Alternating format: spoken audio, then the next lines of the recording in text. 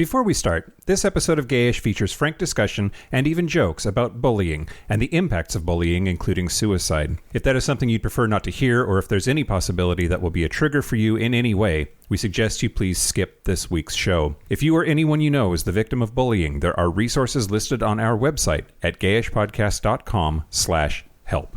And now, enjoy Gayish. When you know that you are queer, but your favorite drink is beer, that's gayish.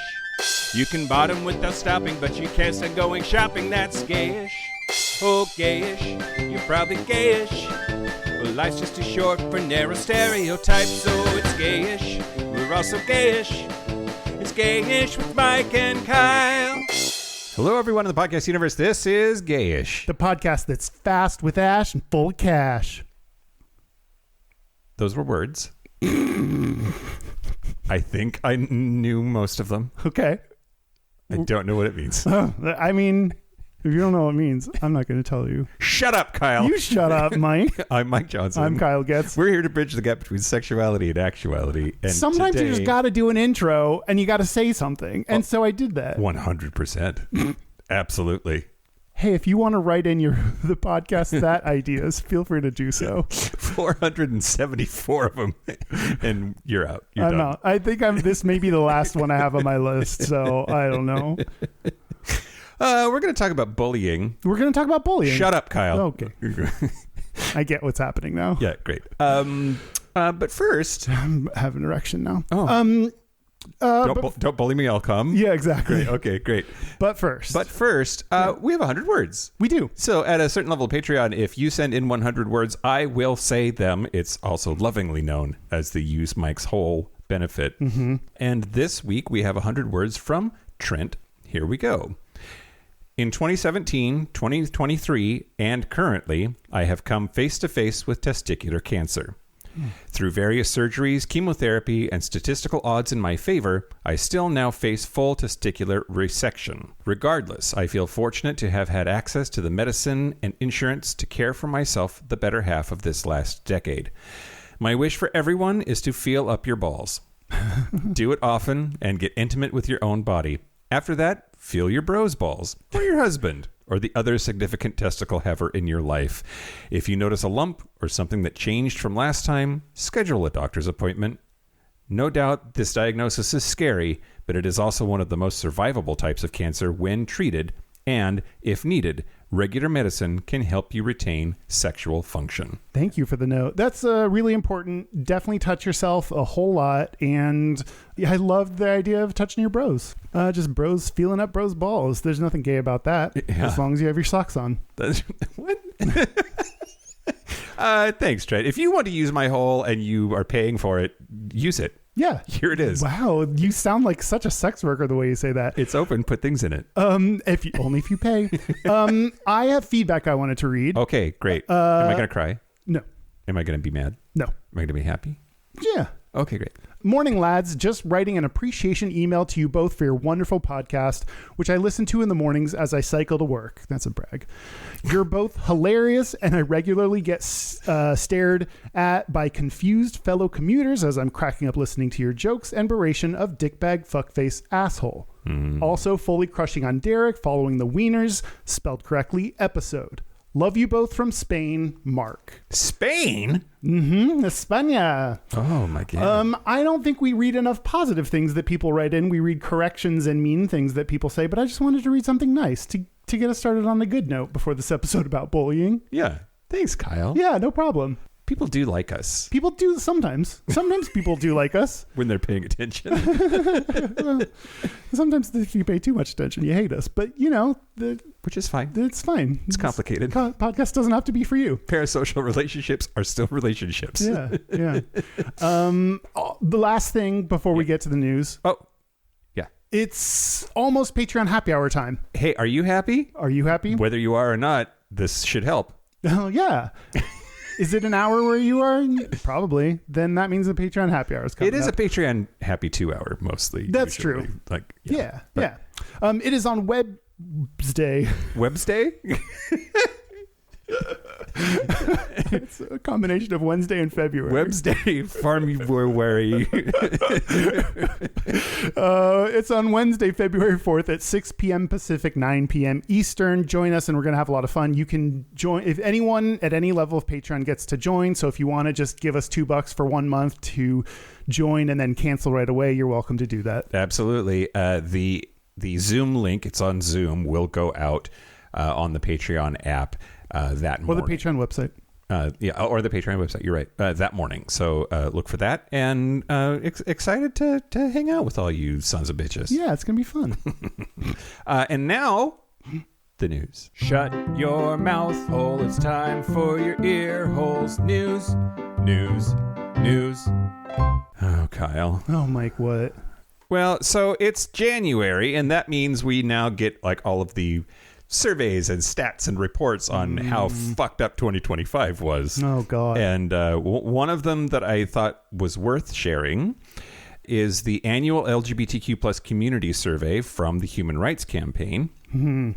And bad. I'm going to guess bad. Everyone's doing real bad. In particular, is there data that they have now on the number of LGBTQ plus people that are going back into the closet in some fashion during President Dickbag Fuckface Assholes' second term. So queer visibility is decreasing across the board, new research has found, and nearly half of queer adults in the United States, 47.5%, report, quote, being less out somewhere in their lives over the last 12 months. Wow, that's a fuck ton of people. Yeah. Are you less out than you were before? I think listenership is down, so no, I'm not less out at all, but I'm pretty full blast, and I have a lot of privilege as a white cis dude that, like, I don't really need to I live on the West Coast in a liberal ass city working for a liberal ass company, mostly. Fuck you, Mark.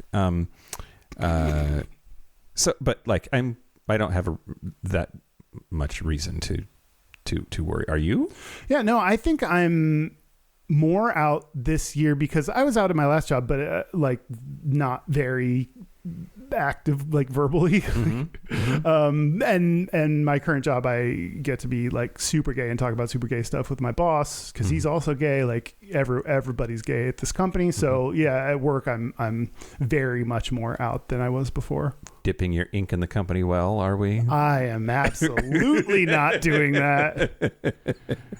26.5% said that they are less out at work. 25.4% said they are less out in healthcare or other interactions with their doctor. 28.3% said that they are less out in public spaces. Over half of LGBTQ plus workers, 57.4%, with employers that ended or scaled back their DEI, reported experiencing stigma and bias at work. This stigma appears to be increasing in all areas as 51.1% of queer adults report being less visible than last year. 40% of LGBTQ plus parents with school-aged children report being less visible at their children's schools. Wow. Quote, can I call him Teabag? The dickbag fuckface asshole whose name I don't want to say anymore is if I can avoid it. Sure, you can call him that. If it's T-Rump, can I call him T-Butt? Yeah, I like that. Okay.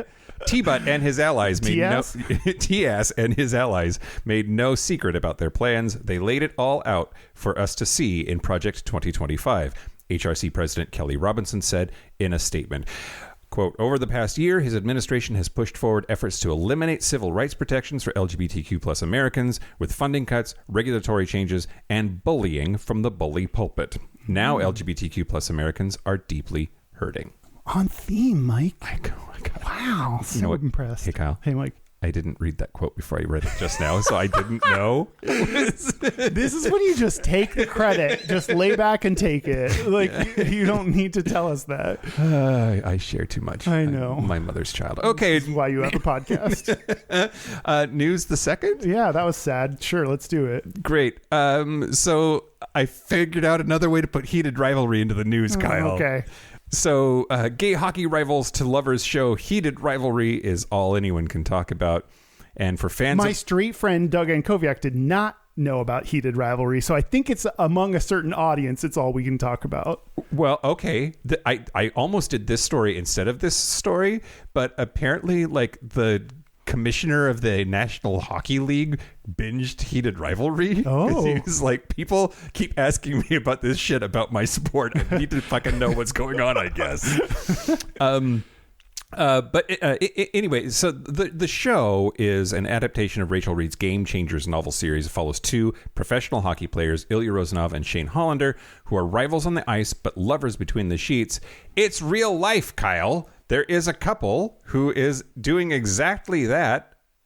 The problem is nobody's paying attention because we're all assholes. They're lesbians. Mm-hmm. There is a real life queer hockey romance. Pro hockey stars Anna Kilbin and Ronya Savalainen.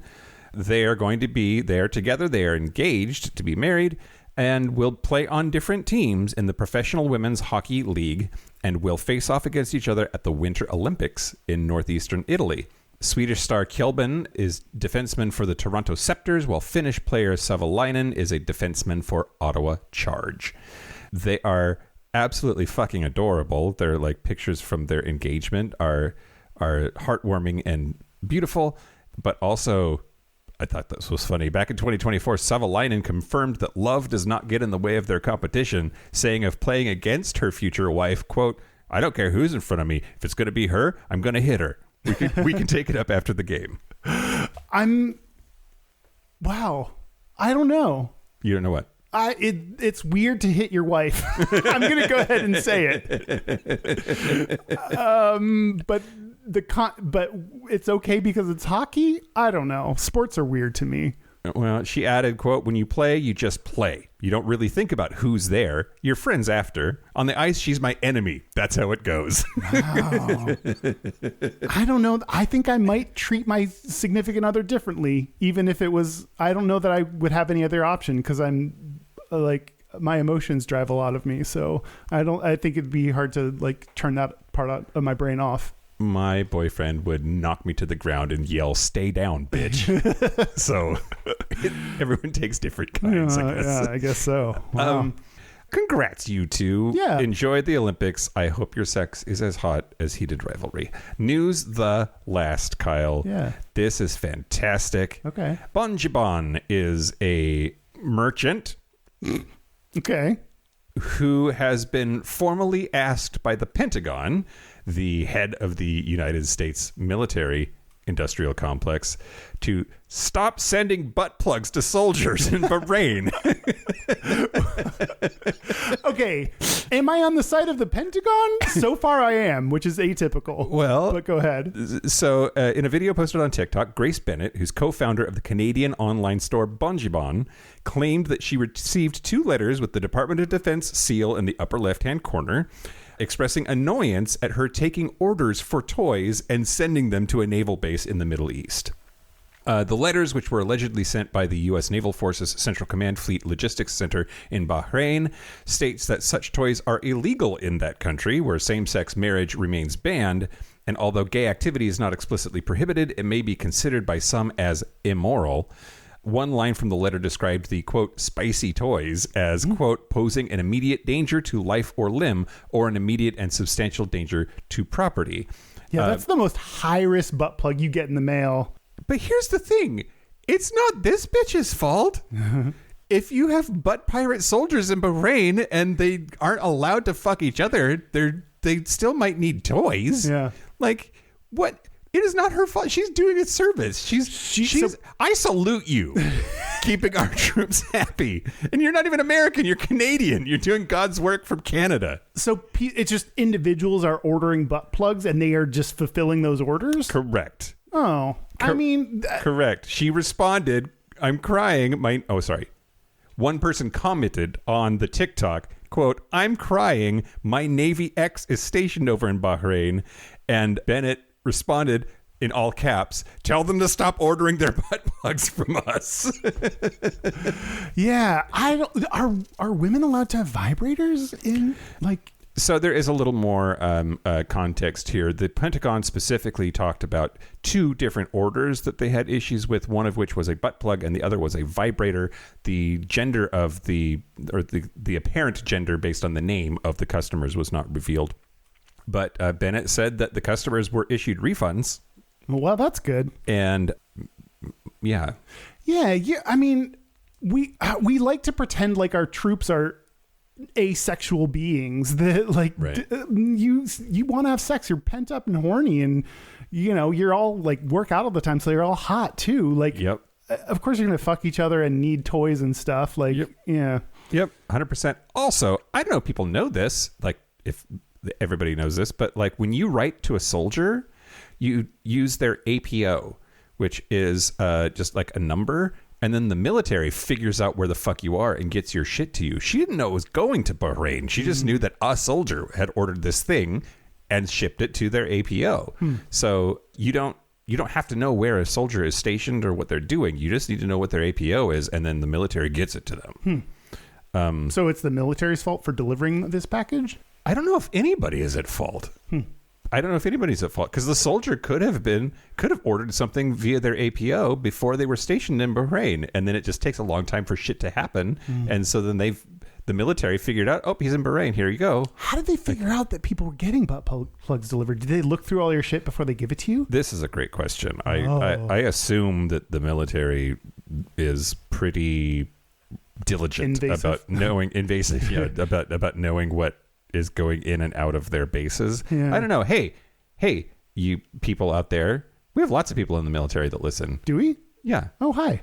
Yeah, I hooked up with one. Anyway. Oh, good for you. Let us know how this works. Yeah, I want to know more about how this works. How do they find the butt plugs in the first place? Yeah. And do you have a butt plug? How'd you get it in secretly? Was it up your butt? That's the obvious way to get a butt plug into anywhere. What if you have a whole collection? You've got to like figure out how to put a bunch of butt plugs up there. Start with the little one, I guess. That's the news, Kyle. That's the news. Speaking of butt plugs, I want to thank the following new Patreon members. Thank you to Michael L. Michael L. Yeah. Thank you. Oh, I thought you were going to say good name. It is a good name. That second part, the letter part, I don't know. Yeah. The Michael part? Started strong. Nailing it. Yeah. Thank you to Josh Figueroa.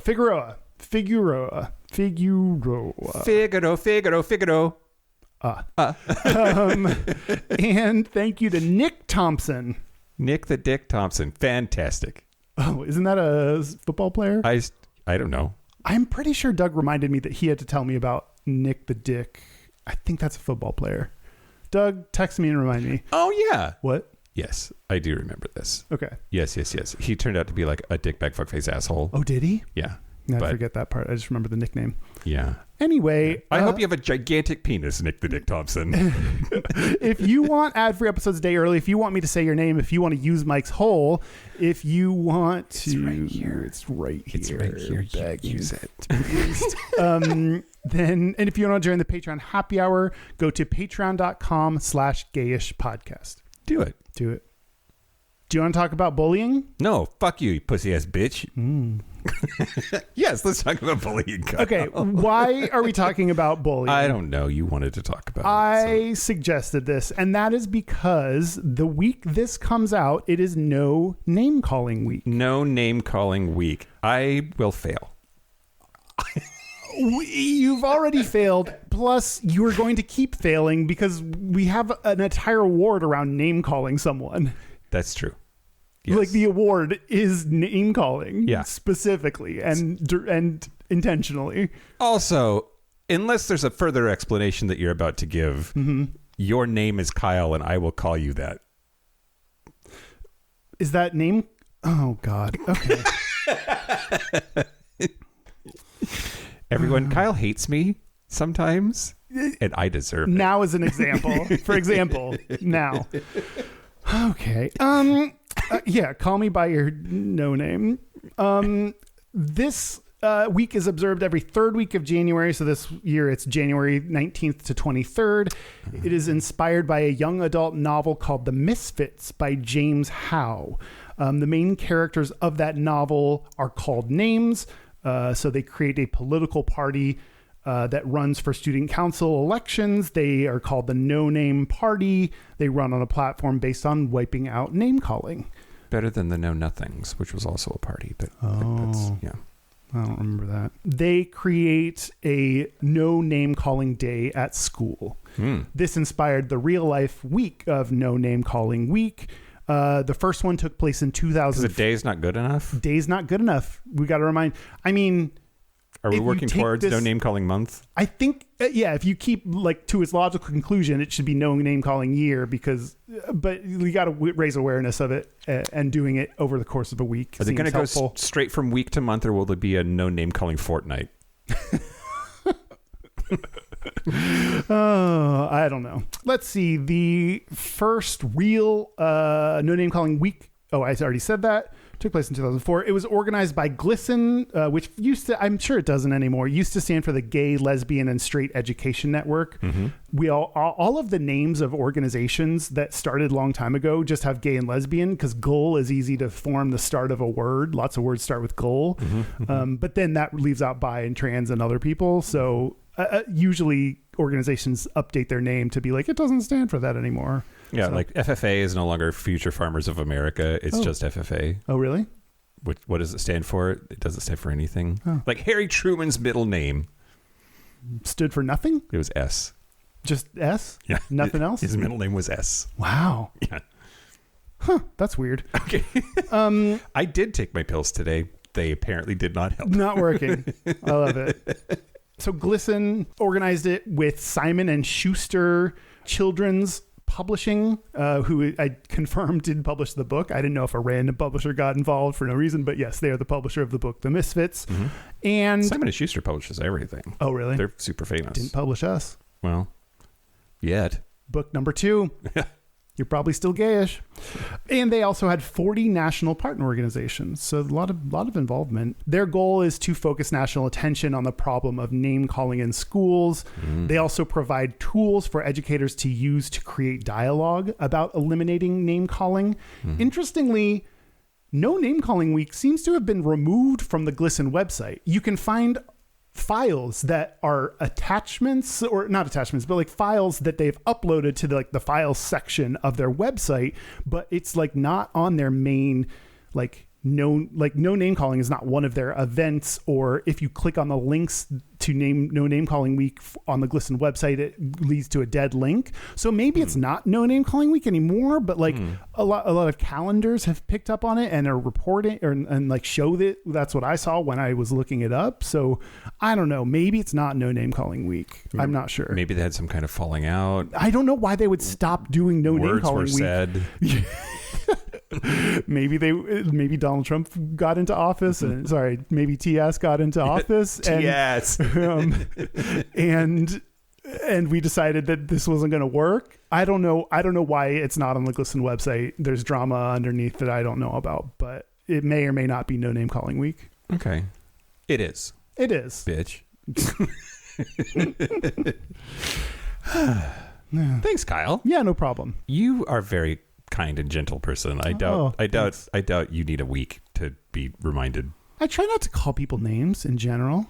Yeah. What's that like?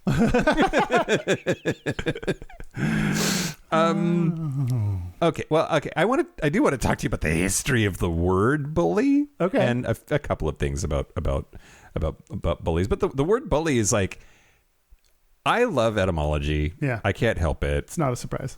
It's history and linguistics at the same time, two of my like weird passions. History linguistics. What? The word bully is like got one of the weirdest journeys of all of the words that I've like studied for the show anyway.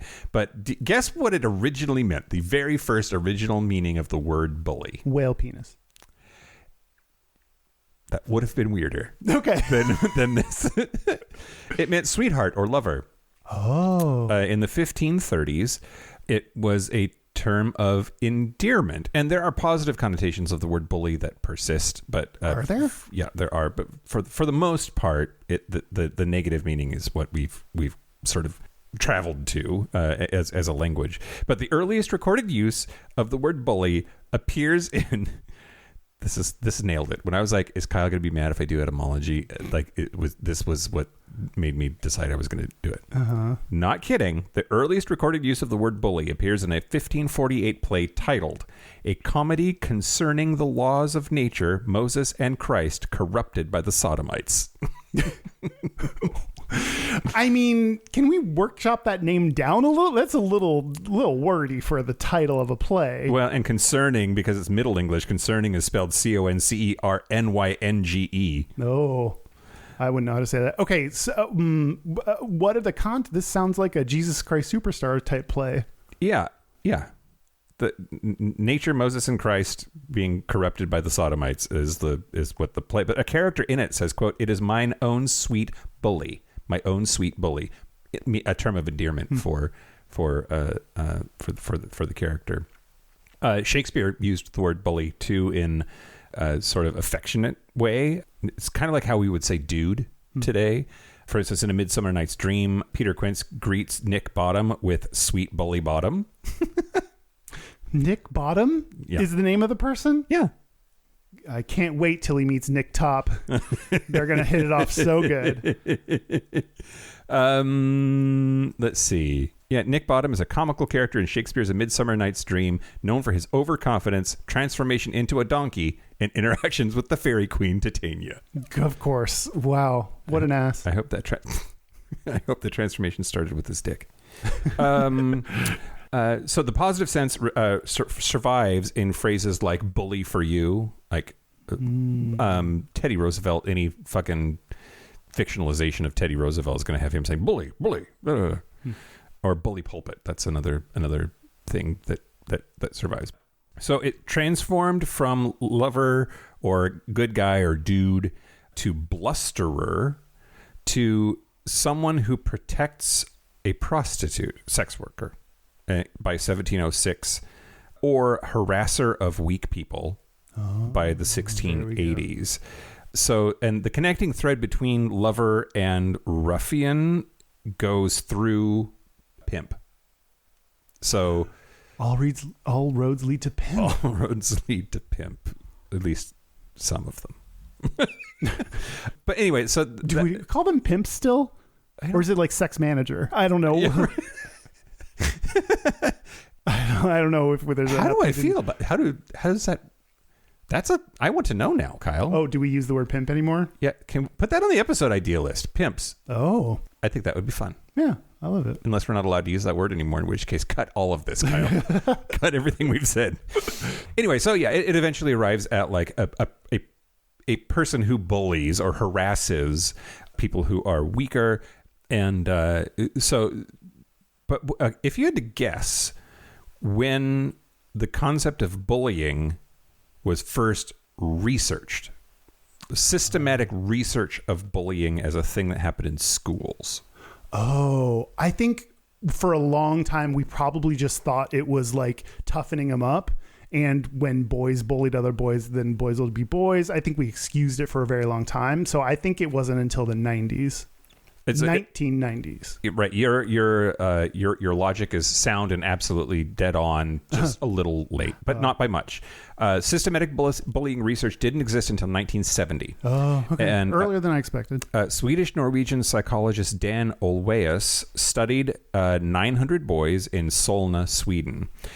Before that, largely, even in research, even in like psychology, bullying was just seen as a normal rite of passage, like an unavoidable thing of like boys would be boys, exactly what you said. So to that point, like in ancient Rome, it was like basically expected that if you were a young man from a wealthy family, you would just like wander the streets at night looking for people to bully and beat up. Man. Roman satirist Juvenal noted if you weren't wealthy enough to have torches and an entourage, you were fair game. That's shitty. Yeah. Rich people have been beating up non-wealthy people for forever. Yep. That sucks. Yep. Exactly right. Exactly right. Anyway, yeah, that's just the history of the word and how it came to be. And bullying, obviously, I don't mean to make light of it either. We should probably do it before we start. I'm not sure. Like bullying is a serious problem, and it leads to really bad outcomes for people who are the victims of it, especially in school age, especially starting in junior high.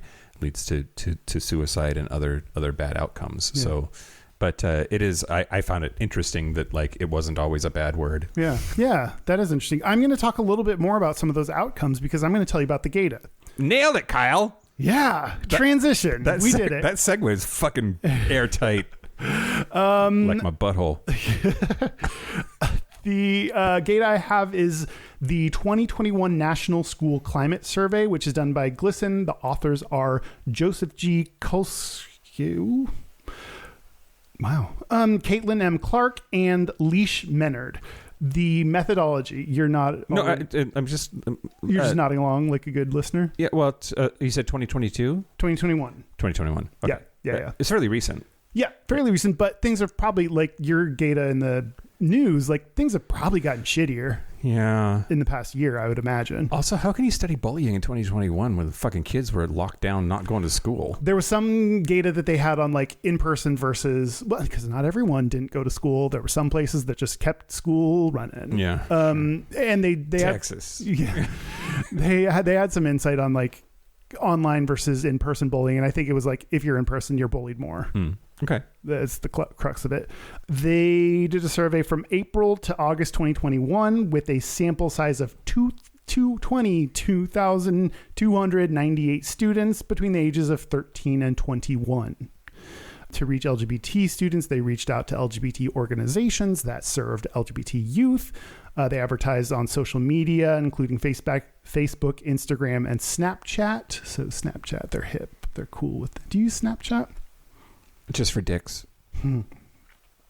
I also have used it just for dicks and or like some people won't send their face pictures unless they'll do it on Snapchat. So I have Snapchat for that purpose. Yeah. And I didn't know that someone sent a picture and it was disappearing. So I took a screenshot so that I could like actually look at the picture. Oh, and he was then like, it said, you took a screenshot. It said, Kyle took it. He was like, why'd you take a screenshot of that? And I was like, oh, I'll delete it. I don't use Snapchat. So anyway, they made special efforts to reach out to groups that work with trans youth, youth of color, and youth in rural communities to make sure to get representative samples of those groups. This makes me nervous, though. Yeah. Because anytime you have people opt in, it brings with it selection bias. Right? Like if you're like, we're looking for gay people whose lives suck. Sign up here to tell us how bad your life is. And then trying to claim that that's like every gay person. Oh, right? Yeah. It depends on how they worded it and like what all the places that they posted it and whether they used statistical methodology to eliminate bias as much as they could. Like it's,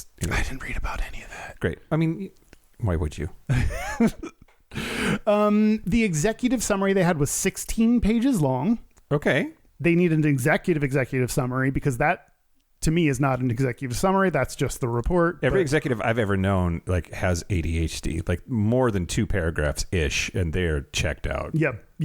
So there was a lot of, basically what I'm saying is there's a ton of data that I could have, so I just picked out what I thought were the big important pieces. 82% of LGBTQ plus students reported feeling unsafe in school because of their actual or perceived characteristics. Characteristics is interesting. Like specifically gay stuff or not? Nope. Right. That's just LGBTQ students, but it could be any characteristic that they have. Like you got a big nose or whatever. Great. Yep. Okay. That was rude. 68% of LGBTQ plus students felt unsafe at school because of their sexual orientation, gender identity, or gender expression. So we're at 68% for LGBT students feeling uncomfortable about their LGBT-ness. 2 out of 3. Even today, more than 2 out of 3, even in 2021. Yep. And here I thought Gen Z had their shit together. Yeah, no. 32% of LGBTQ plus students missed at least one entire day of school in the past month because they felt unsafe or uncomfortable. 1 in 3. Yeah. Wow. Yeah. And 16% of LGBTQ plus students reported having ever changed schools due to feeling unsafe or uncomfortable at school. That's wild. That's way more than I expected. I did not expect 16% to have changed schools because of this. There's a boy in like 6th grade who threw a rod in the locker room after gym class and had to change schools because of it. I don't even think he was gay. Threw a rod, got an erection? Yeah. In my mind, I was like imagining a pole vault and him throwing it at first. Okay, I don't hear throw a rod that used. Got a boner. Gotcha. An erection. You're right, Kyle.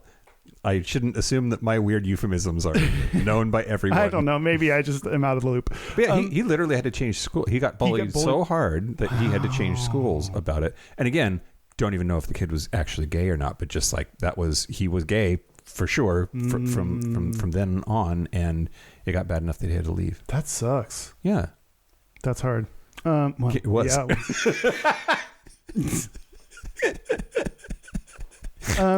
especially at a time when like you don't have boner control.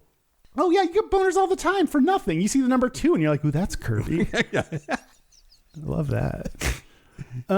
This percentage of LGBTQ plus students heard gay used in a negative way at school, such as "that's so gay." 98%. 97. Yeah. Wow. Fuck yeah. Yeah. Yeah. The other 3% are just dead inside. Yeah. The other 3% were deaf. 94% reported that they felt distressed because of this language. So everybody is still saying "that's okay." Or something about gay used in a negative way. I thought we were past that. Hillary Duff did those commercials, and I thought we all moved on. Fucking faggots. 76% experienced in-person verbal harassment based on their sexual orientation, gender expression, or gender identity at some point in the past year. Yeah. 31% were physically harassed because of those characteristics.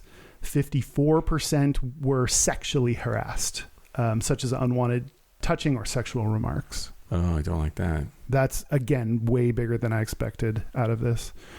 59% of LGBTQ plus students experienced LGBT-related discriminatory policies or practices at school, such as not being able to use their chosen name or pronouns, not being able to use their bathroom of choice, not being able to wear clothes based on their actual gender, etc. What was the percentage? 59%. I guarantee that is approaching 80 if it hasn't passed it since 2021 with TS's horseshit.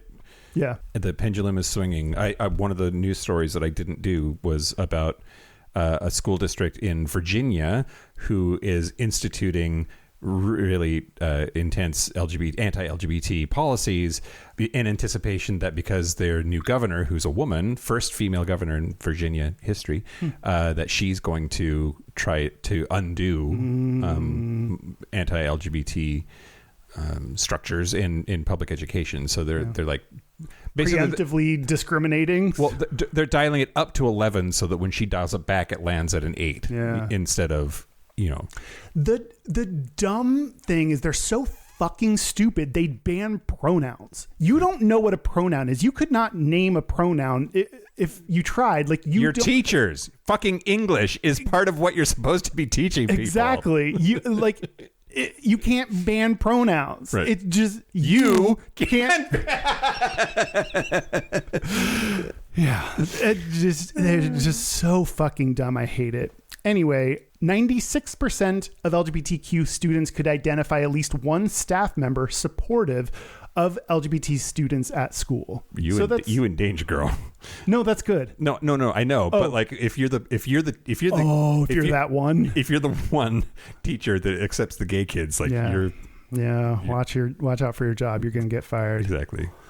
That's I didn't expect most every school to have one supportive LGBT supportive teacher. That's pretty cool. Their recommendation, again, there's so much more data. There's 16 pages of executive summary worth of data, but their recommendations include more LGBT information in curricula, library, and internet resources, more gay straight alliances, providing professional development for school staff, making sure that school policies don't discriminate against LGBT students, and establishing clear bullying and harassment policies that specifically name sexual orientation, gender identity, and gender expression, with a clear and effective system for reporting and addressing incidents that students experience. My belief that these things would get implemented across the country is very low, getting worse, as we've talked about in recent years.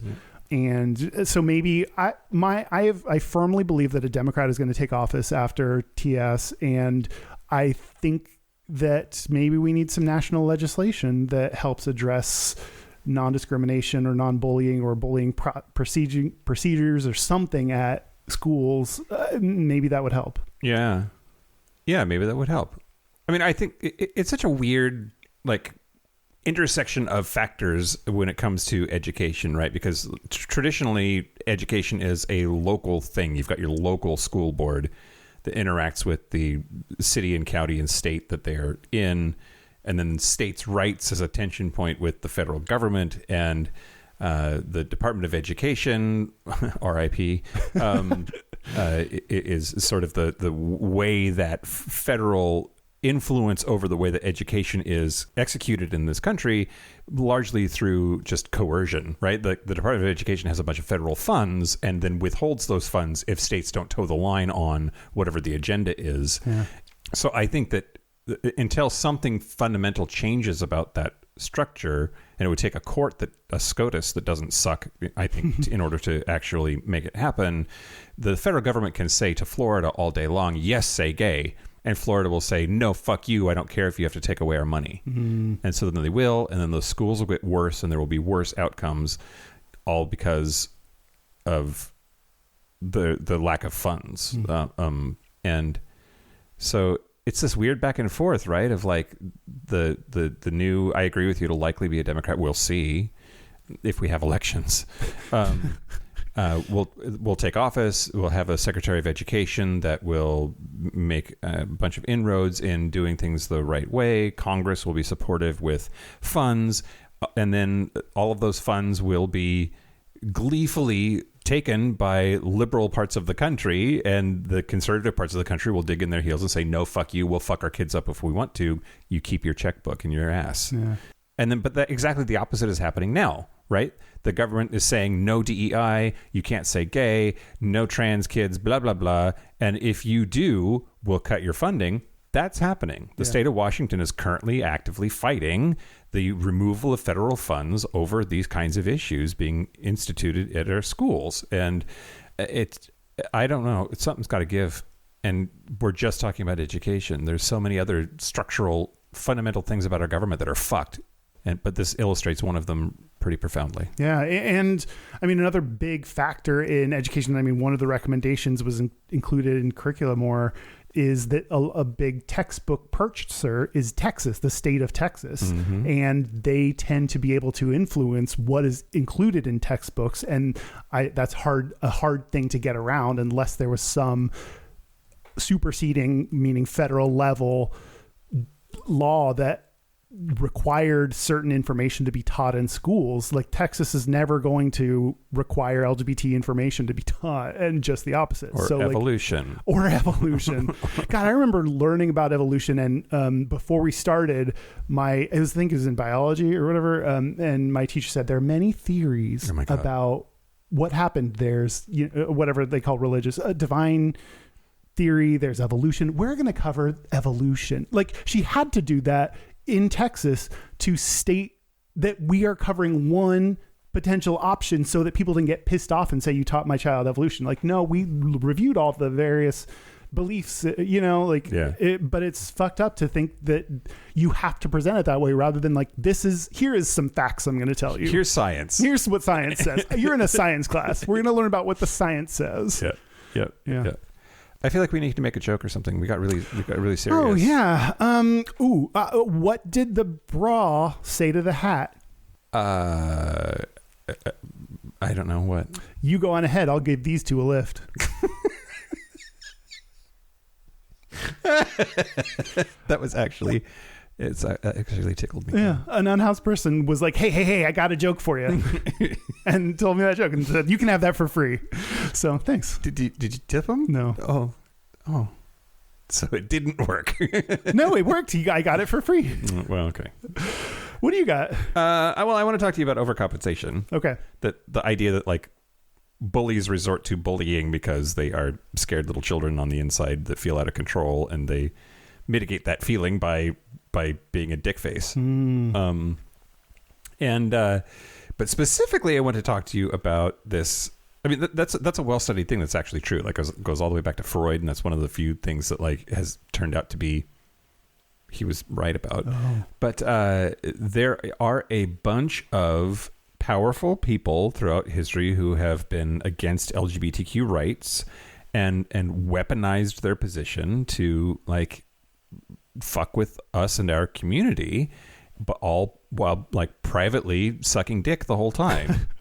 And so there's a bunch of research, and there's like 6 categories of escalating harm when it comes to like a closeted homosexual taking out bullying gay people.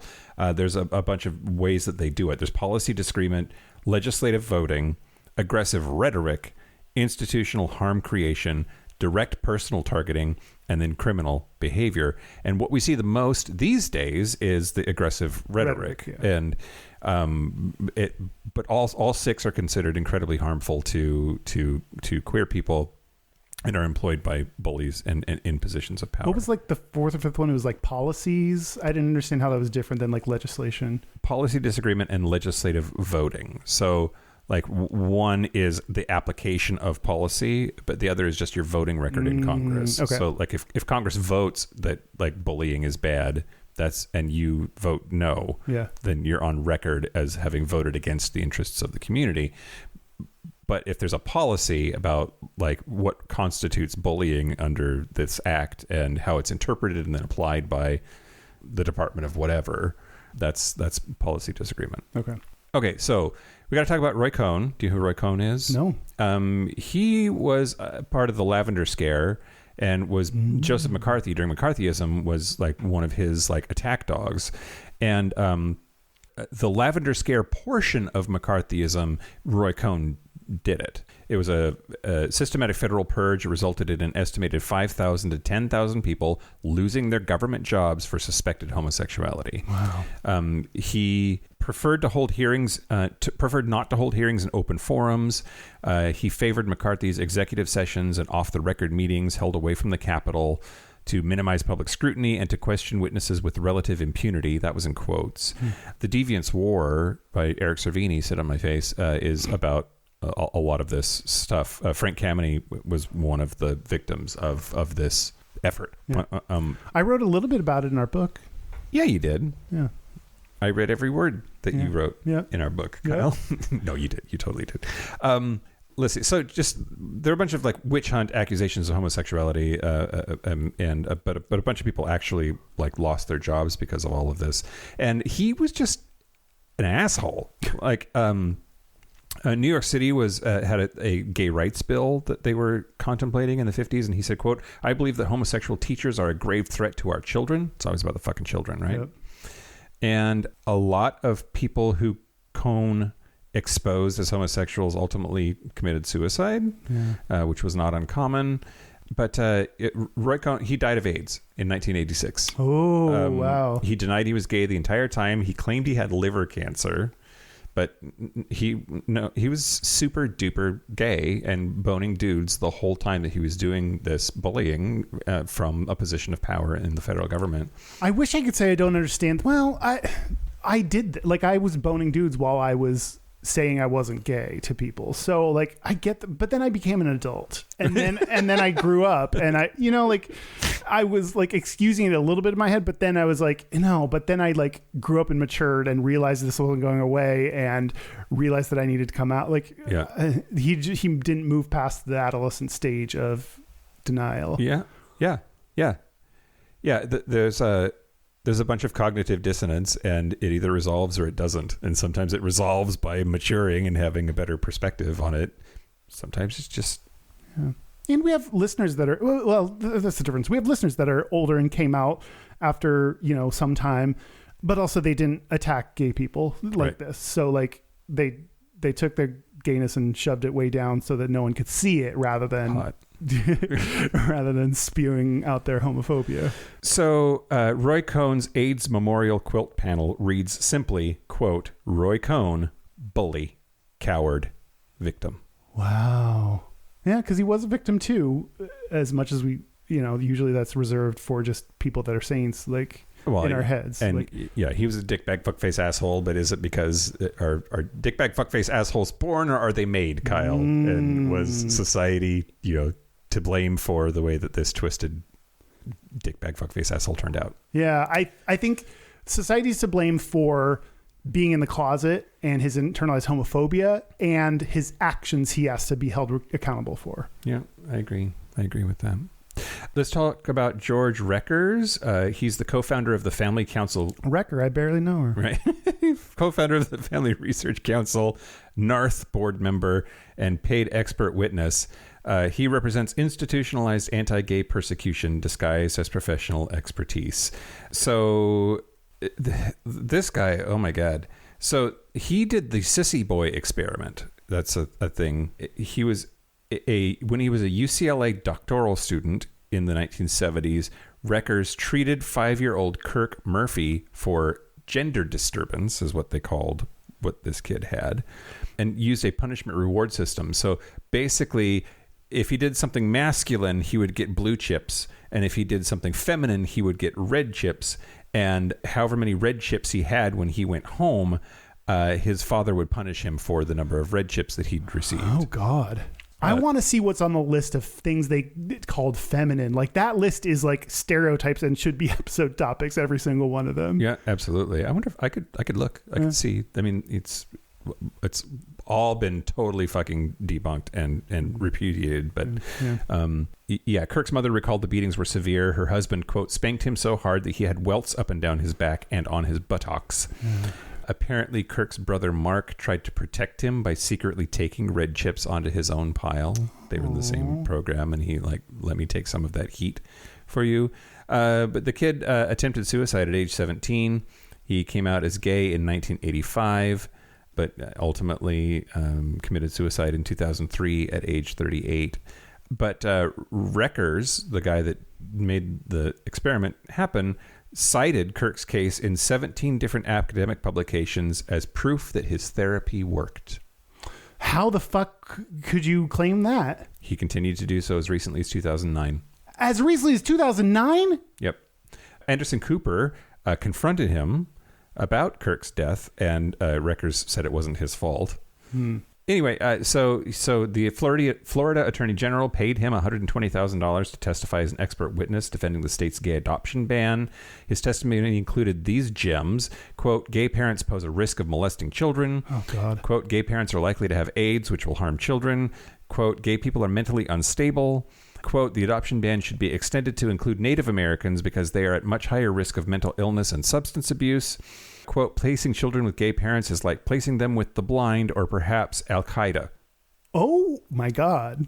And quote, removing children from gay homes after 10 years would be acceptable because the child would recover from the removal from his family of 10 years after 1 year in a heterosexual household. Jesus fucking Christ. I mean, and like a jury's hearing this, and I generally picture jury as being the average American, read dumb. Yeah. Which... like, if they hear an expert that has a PhD in this saying that shit is true, then you assume it is. There has to be some kind of thing that's like, you're not allowed to do that. You're not allowed to say lies. Yep. Well, in May of 2010, Miami New Times photographed him returning from a 10-day European vacation with a 20-year-old male escort he had hired from rentboy.com. Wow. The escort, Giovanni Roman, told media outlets he, quote, gave Reckers daily nude massages during the trip, which included genital touching. The least sexy way to describe it. But the least sexy way to describe it. But I mean, just a gay bully. Yeah. I have more, Kyle. There's like so many, and they're all like horrible fuckfaces. Wow. McCrae Game, he founded Hope for Wholeness in 1999. Wholeness? Spell whole. Spell wholeness for sure. Ran it for nearly 2 decades as one of America's largest conversion therapy ministries. Yikes. He had connections to healthcare providers in 15 states. He told people they were going to hell if they didn't stop being gay. He acknowledged that Hope for Wholeness didn't practice conversion therapy. Quote, the reality is what is also conversion therapy is helping people to repress their sexuality to try to make themselves feel better, their family feel better, to try to appease God. Repression does not work. But all of that was because he came out as gay and apologized. And do we forgive him? No, absolutely not. You think what he did is unforgivable? I don't know. Well, I don't know. Me neither. Like, there's maybe a better late than never kind of an approach that you could take, but also he hurt so many people. Like, there, like multiple documented suicides specifically because of things that he said to his patience. Yeah. Quote, promoting the triadic model that blamed parents in conversion or prayer therapy that made many people believe that their orientation was wrong, bad, sinful, evil, and worse, that they could change was absolutely harmful. I would like all ex-gay ministry and conversion therapy counselors and organizations shut down. Yeah, Ted Haggard, he had a 30 million member evangelical church while pastoring Colorado Springs New Life Church. He was named by Time magazine as one of America's 25 most influential evangelicals, had weekly conference calls with the White House, including Karl Rove, anti-gay activist, chief supporter of Colorado's Amendment 43 banning same-sex marriage. He worked with Focus on the Family. Ugh. A male escort named Mike Jones. Who? Mike Jones. Came forward specifically because Colorado was voting on the marriage ban. Quote, I could no longer keep silent on what he was calling a hypocrisy on the part of Mr. Haggard. If all sex workers spoke up about their Republican or homophobic clients, I think we could change the world. Yeah, I mean, apparently the RNC shuts down Grindr every year or whatever. So like, you're probably right. Yeah, I mean, that is an undue burden placed on sex workers to change everything, and they put themselves at risk by coming forward. So, it's not that easy. But yeah, it does seem like attorney-client privilege. No, that?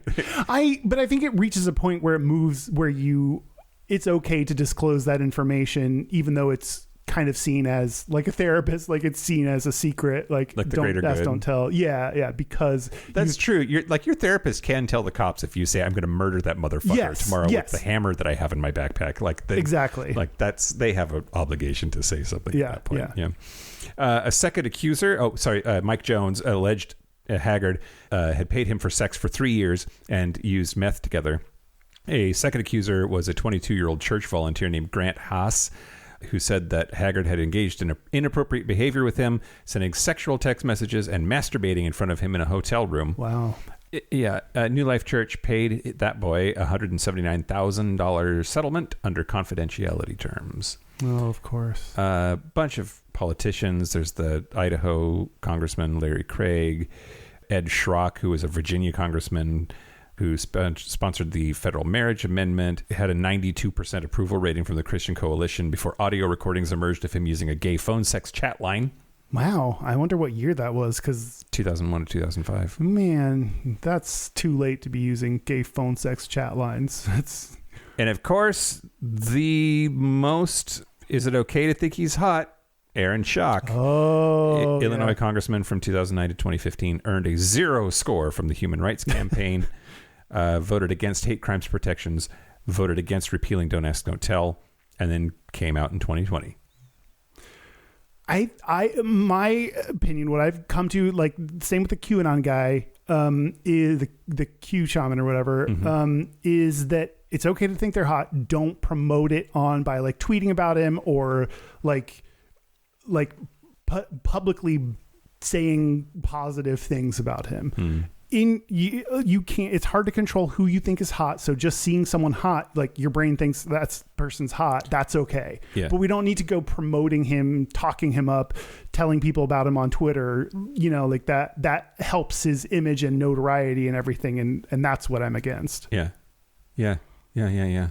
Anyway, these are like the most famous and powerful examples of, I think, just people who illustrate the underlying idea that a lot of bullies are bullying that which they actually hate in themselves. Yeah. And that it can create a really powerful sort of cognitive dissonance that person addresses or mitigates by taking it out on others. And there's a lot of science out there about like why bullies bully, but this phenomenon is like quite common. Probably not the only reason bullies bully, but probably a big one. Yeah, exactly. Yeah. Speaking of bullies bullying, what are the outcomes of bullies bullying? I have an Ask Reddit here that is gay bros who were bullied in their younger years. How are you now? Hard. No, sorry. This was posted to Ask Gay Bros by user Statistician Super 129. Okay. Some of the comments. The first one, the most upvoted one, was me. Oh no, it wasn't the most upvoted one. You don't care. That doesn't matter. one comment is me thinking about the 11-year-old boys who clocked me back then. And then they posted a meme that said, "Oh my God, you were right." A response to that, "No, for real, the middle school bullies have the best gaydar." And then another response to that was, "Yeah, because they gay." Oh, what? yeah, but now it bothers me so much that how could they know before me? And that's an interesting conversation. Like, I agree that bullies know, and sometimes before you realize it yourself. And how do they know? Is it because we are in denial and we are trained to not see what's obvious, and they're just looking at what's obvious and bullying us based on those qualities? Like, how is it that bullies know before we know? It's a great question. I think that the like overcompensation thing can maybe explain part of it, right? Like if there's this thing in themselves that they hate so much that they need to find somebody else that they could take it out on and destroy it, they're probably really uniquely attuned to the signs that person harbors that thing that they hate about themselves. Yeah. Maybe. Yeah, and I think denial is another part of it that lets us go on for long enough. And it's a river in Egypt. Someone else said, because he asked, how are you now? Someone said, incredibly jacked. It's very cathartic. Great. Someone said, I was only bullied by my mother and my twin brother growing up, not with bad intentions. They just didn't know better and felt superior. Plus, I grew up in machismo culture, Venezuela, and now I'm a complete mess that needs a lot of therapy. Everyone should be in therapy always for every reason. Yep. Someone else said, hot and happy. We got a big range of possible outcomes of being bullied. Some people get jacked, some people get happy, some people need therapy. Whatever doesn't kill you makes you buff. That's someone said, I'm all right, always seeking people to like me, and I go the extra mile to try to make that happen. If I find out someone dislikes me, it lingers on my mind, and I find it hard to understand why, even when I try to be nice to them. That resonated with me. Yeah. Or that actually, I don't know that it's specifically because of bullying, but I definitely do that. Yeah. Now I finally understand that not everyone will like me. In the adult world, people are more accepting. Kids are just awful. Kids are assholes. Kids suck. And it's hard because, like, how much do you dismiss because they're kids? That's a thing I wrestle with. Yeah. I mean, I think I have a 5-month-old puppy, Kyle. And sometimes they have to be an asshole so that you can smack them on the nose and say, you're being an asshole. So they learn where their lines are. So they learn where the lines are. Yeah. I think that, like, it's very like Lord of the Flies, but like I think in the absence of somebody saying, hey, you're being an asshole, people will tend to be selfish assholes. But yeah, and then I think then you have to blame the parents, because a lot of people are probably assholes because their parents are assholes, and not teaching them to accept everyone and love everyone and all that good shit. And you have to blame the parents, or not the parents, the adults that are in the classroom and the principals and everything for, like we talked about, a lot of schools probably not having pro-LGBT like rules and regulations and whatever. So someone else my brother and a bunch of friends are in school, either as teachers or as administrators, and I just cannot believe the fucking drama that they have to deal with. My God. Yeah. Like, especially like in the junior high range, when like the hormones are making them really, really assholes. And she said this or he did that, and like, just fucking shut up and learn math, you know? Shut up and learn math. The last person said middle school, 7th grade science. Boys would interrupt the teacher regularly to call me a fag and to make jokes. Escalated to 8th grade, where I literally sat alone eating my lunch. By 8th grade graduation, I was punched in the back of the head several times by several boys as we walked to the ceremony. In high school, I ended up having a ton of friends, and even more in college when I came out. I cut some stuff. I'm now married, happy, and I can barely recall the middle school names or faces. I wish them the life they deserve and wonder if they grew up to realize how they really ended up on the wrong side of bullying. Also, I don't care. Shrug emoji. I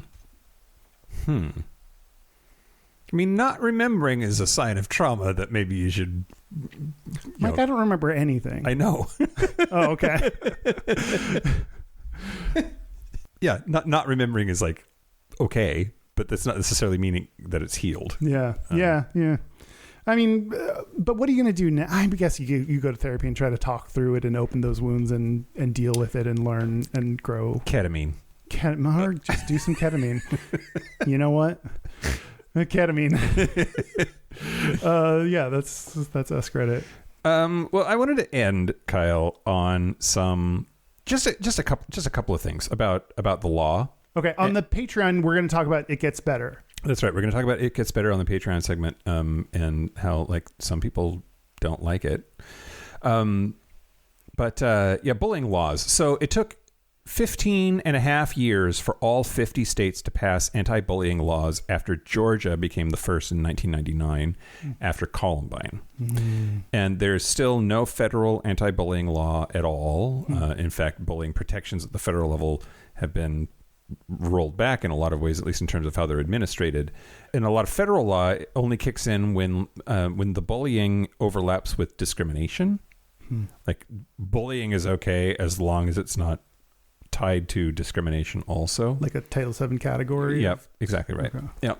So anyway, but like a lot of shit in this fucking mess of a country, there's 50 states and 50 different applications of these things. So Gleason research found that non-enumerated anti-bullying laws have no impact on rates of anti-LGBTQ bullying. Wow, laws don't make a difference? They don't make a difference. Well, that's depressing. Yeah, only 20 states plus DC explicitly prohibit bullying based on both sexual orientation and gender identity, and 25 states list no protected categories at all.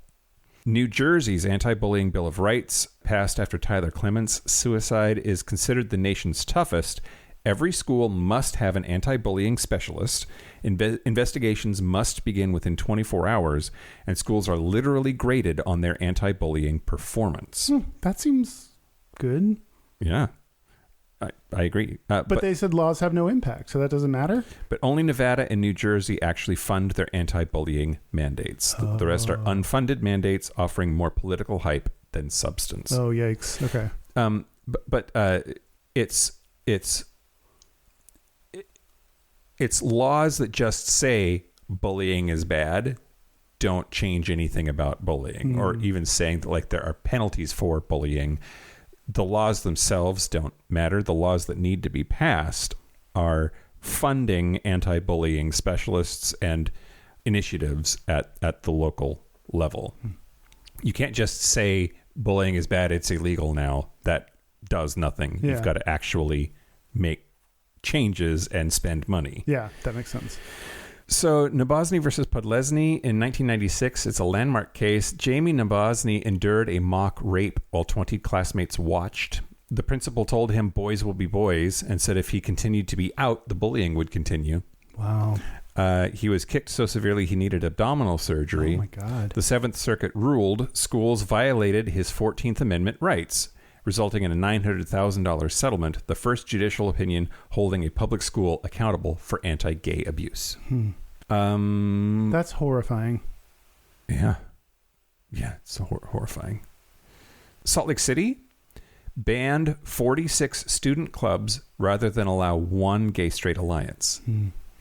Basically, the courts said you either have to let the gay club in or not have clubs at all. And they said, okay, no clubs. No clubs. Wow, that's such a shit. Like, clubs are so important for like student growth and development and social skills and developing their interests and all that shit. Yeah, and part of their legal argument was that if they let a gay-straight alliance, it would be incompatible with their hardcore abstinence-only policy. Okay. Again, people hear gay and all they think about is butt sex. And I think that's on them, not us. Yeah. I mean, I think about it too, but... Yeah, that's true. Never mind. Yeah, the UK had this thing called Section 28. It was the law from 1988 to 2003. It banned promoting homosexuality in schools. It sounds very Russian. And a 2014 report by Stonewall found that 37% of primary teachers still didn't know if they could teach LGBT issues. This is 11 years after it was okay. Wow. And researchers in 2016 found that school librarians assumed Section 28 was still in place. They didn't know it had been repealed. So anyway, apparently they're still struggling with this law, even though it's no longer in force. Wow, the echoes of that law are cast severely through the cave of education. Echo. Last one. Quebec was the first in the world at a jurisdiction level larger than a city to prohibit sexual orientation discrimination in 1977. Damn, go Canada. Ontario's 2012 Accepting Schools Act specifically states schools cannot veto the name Gay Straight Alliance for student clubs.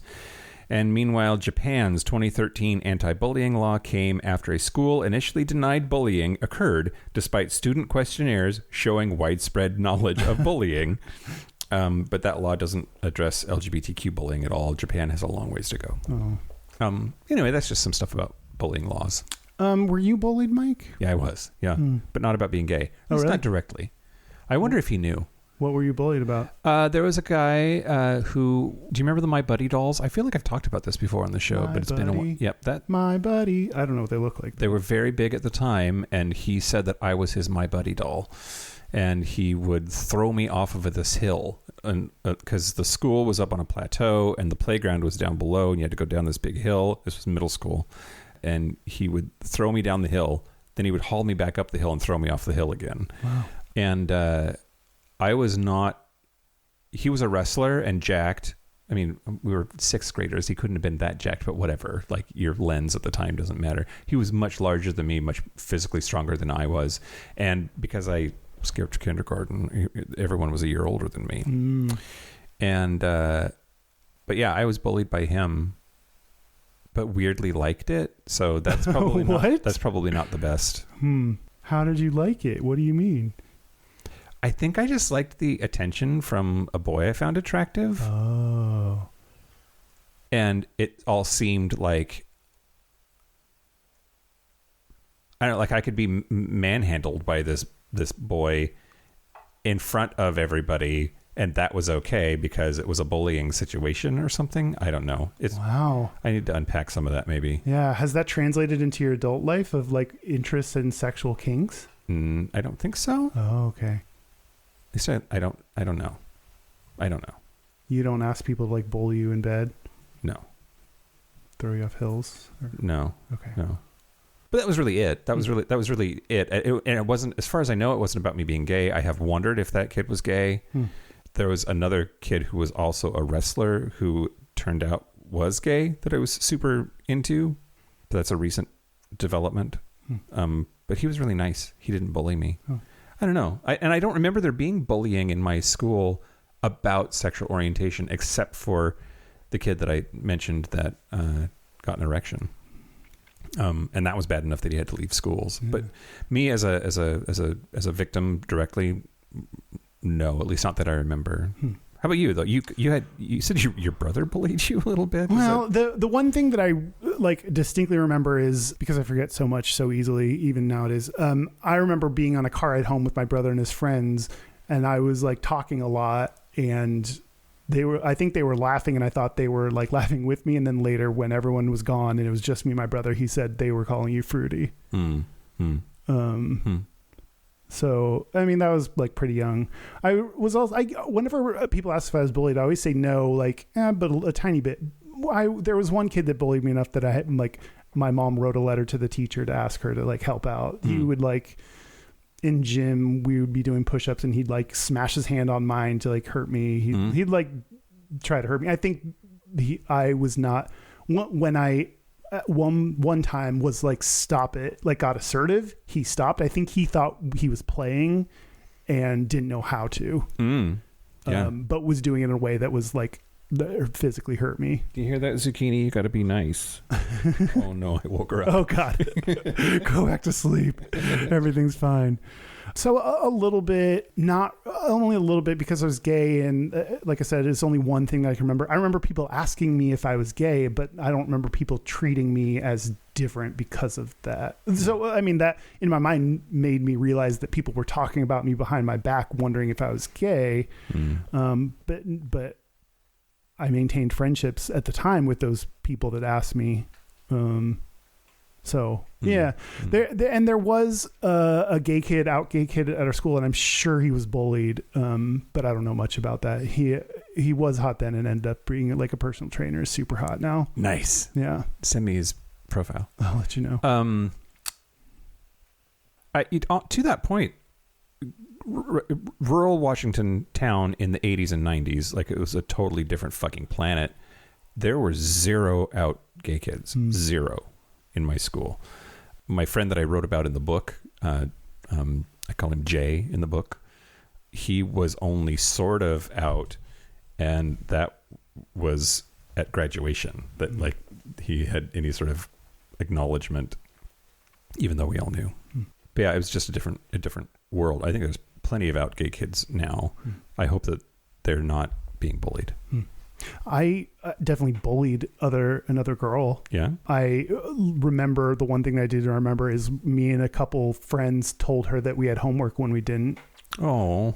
So she came in. I don't know what our end game was. That wasn't well thought out, because she came into school and gave the teacher the homework, and she was like, we didn't have homework. And then she was like, oh, like these kids told me. Like, that was a very dumb way to bully someone. But And if you were that teacher, would you just like be like, well, then just don't do the next one. That's fine to make up. Like, that would be nice. She like, but that shit, you gotta know. Yeah. Yeah. I don't know. Give her extra credit. That's what I would do. Yeah. Yeah. Here's a bunch of extra credit. Yeah. She like, the teacher didn't pull me out directly, but it made a speech to the class about not being shitty. Oh my God, Kyle! What? Even younger, in elementary school, it was so 4th grade or younger. I'm gonna guess 2nd grade. I mean, I'm like 6, 7, 8 years old, somewhere in there. Got in trouble because we were playing tag or whatever. It was me and 3 other boys, and the playground teacher, the supervisor lady with the whistle, heard us taunting the boy that was it and calling him ultra faggot. Sorry, that's not funny, but it's a little funny. Ultra faggot. Yeah. You're ultra faggot. Yeah, that sounds like a transformer. Here's the thing. I did not call him that. Maintain to this day that I did not call him that, and got in a lot of trouble because I said I didn't call him that. You fuck right off. I mean, I didn't say you fuck right off, but yeah. I wrote a thing saying I did not say that. Because the punishment was to look up the word faggot, and there was like one of my friends that was one of the people that was calling him that, like, had to do the whole "it's a bundle of sticks" thing from the dictionary, and this whole thing. And I said, no, I'm not doing that. I didn't call him that, and that resulted in this whole thing. But like, also, I did call him Chatty the daddy of a hamburger patty, and I don't know. I don't know. At 7 or 8 years old, that was like pretty mean. That was pretty mean. Yeah. I don't know if I would call it bullying or not. I was a gentle kid. Did we do it? Bullying is kind of gay because gay people get bullied more, and gay people bully more. gay people bully more. Yep. Yeah. Super gay. Definitively gay. So don't be a bully, you faggot. Now, as an adult, use it for sex play. Right. Yeah. Exactly. All right. Should we take a break and beat each other up? Yeah. Fun. Let's take a break. Let's take a break. This is the part where Mike and Kyle take a break. Are we back? We're back. We're back. We're back, assholes. We're going to do our Gayest and Straightest. We're going to do our Gayest and Straightest, but first, our website is gayishpodcast.com. We're on social media at Gayish Podcast, or you can find links to our Facebook group or our Discord at gayishpodcast.com/contact. Our hotline, you can send us text messages or leave us voicemails, is 5855-GAYISH. That's 585-542-9474. Standard rates apply. Our email is gayishpodcast@gmail.com. Our physical mailing address is Post Office Box 19882, Seattle, Washington, 98109. Quick programming reminder to everybody. Our Patreon happy hour is on Zoom coming up in just a couple of weeks. That's on Wednesday, February the 4th at 6 p.m. Pacific. Look for the link in the Patreon app or website. Yeah. It's going to be fun. Yeah, it's going to be great. We always have a good time. We talk about the show. We talk about stuff going on in our lives. It's Pants optional. Pants optional. Buy our book. Buy our book. Come on the cruise. Come on the cruise. Buy your book for the cruise. Yeah, exactly. Yeah, totally. And then we'll sign them. Oh, we can sign them on the cruise. On the cruise. That's smart. Gayest Straightest time, Kyle. Yeah. Okay. I'll go. Okay. I did more like kind of general things about me this week because I couldn't think of like really specific things. So just like in general, gay things about me right now, or a gay thing about me is that I work in property management. Oh, you think that's a gay industry? Yes. I don't think. I know. Okay. Because I work in it. I mean, I know your office is, that's for sure. My office, the property managers, other people, like, it's pretty gay. The straightest thing about me in general is the way I dress. I dress pretty shittily with the same kind of clothes rotating in. At some point, for my job, which was like a year and a half ago that I started, I bought new clothes so that I could look a little bit decent. But yeah, I just don't buy new clothes ever. It's a problem.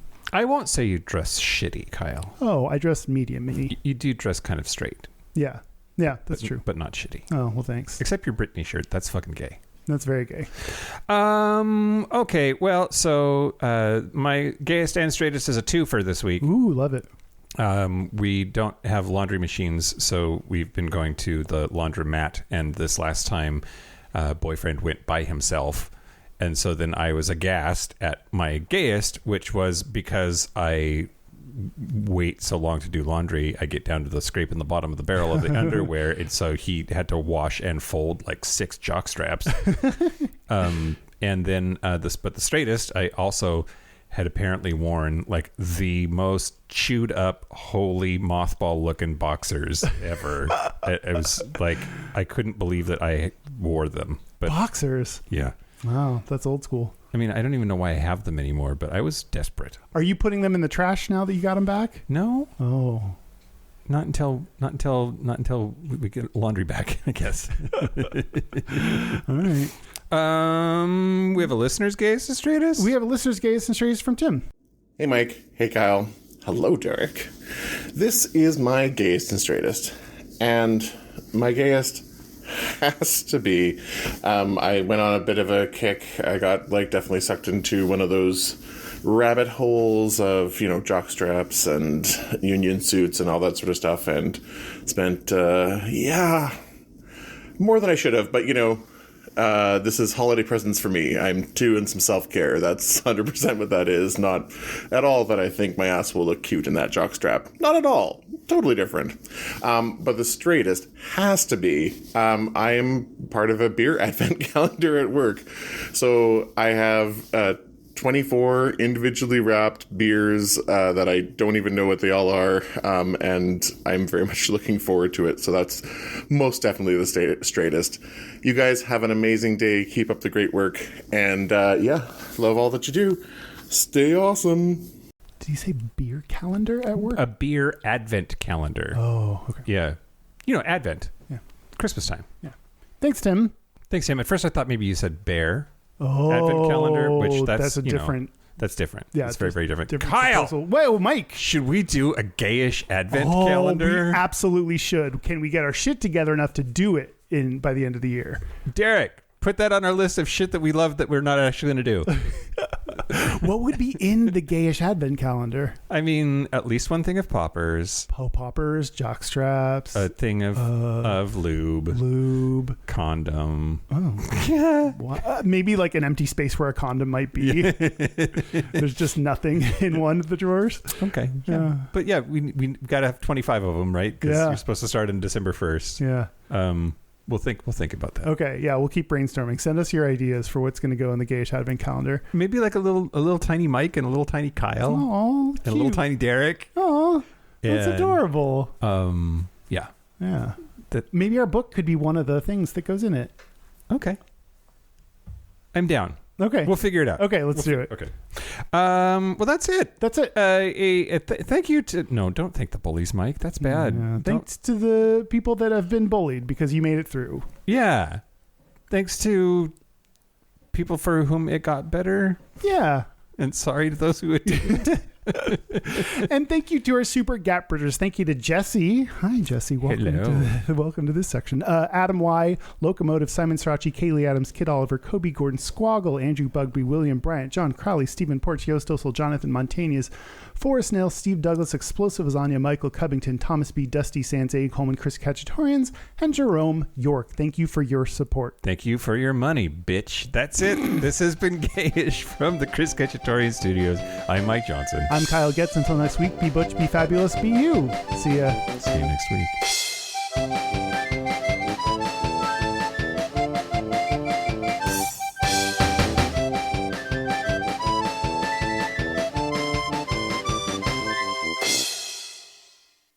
Oh, good. I was recording for a second. I got nervous.